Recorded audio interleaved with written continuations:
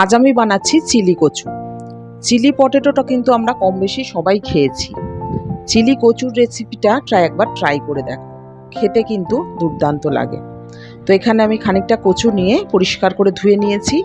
ধুয়ে কচুগুলোকে আমি স্লাইস করে কেটে নিচ্ছি। এবার কচুগুলোকে আমি 2-3 মিনিটের জন্য বয়েল করে নেব।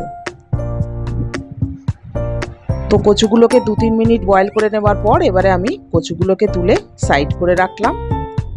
এবার একটা বোলের মধ্যে কর্নফ্লাওয়ার, ময়দা, একটু বেকিং সোডা আর সামান্য একটু নুন দিয়ে আমি একটা ব্যাটার তৈরি করলাম। এবারে কচুগুলোকে ব্যাটারের মধ্যে ডুবিয়ে আমি ডিপ ফ্রাই করে নেব।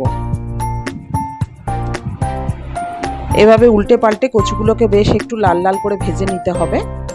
কচুগুলো ফ্রাই হয়ে গেছে, আমি কচুগুলোকে তুলে নিলাম। এবার আমি একটা গ্রেভি বানাবো। গ্রেভি বানানোর জন্য আমি খানিকটা রসুনকে চপ করে নিলাম, খানিকটা ক্যাপসিকামকে লম্বা লম্বা সাইজ করে কেটে নিলাম, আর কিছুটা পেঁয়াজও স্লাইস করে কেটে নিচ্ছি।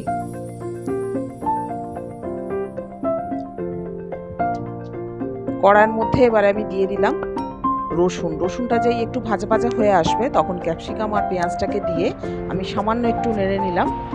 নেড়ার পর কাশ্মীরি লঙ্কা গুঁড়ো আর নুনটা দিয়ে আমি এগুলোকে হালকা করে ফ্রাই করে নিলাম। এবার একটা বোলের মধ্যে সয়া সস, চিলি সস আর টমেটো সসকে মিক্সড করে আমি এই গ্রেভিটার মধ্যে দিয়ে দিলাম। তো একটু নাড়াচাড়া করে দিলাম একটু ধনেপাতা। দেখো গ্রেভিটা কিন্তু আমার একটা সুন্দর কালার এসে গেছে। দিলাম 2 চামচ কর্নফ্লাওয়ার একটু ঘন হওয়ার জন্য। এবার কচুগুলো দিয়ে এটাকে ভালো করে নেড়ে সামান্য একটুখানি জল দিয়ে নাড়াচাড়া করে নিতে হবে। তো রেডি হয়ে গেল চিলি কচু। রুটি, পরোটা যেটা খুশি দিয়ে তুমি এই চিলি কচুটা ট্রাই করে দেখবে, খেতে কিন্তু দুর্দান্ত লাগে। একটু ধনেপাতা ছড়িয়ে আমি এটা সার্ভ করলাম।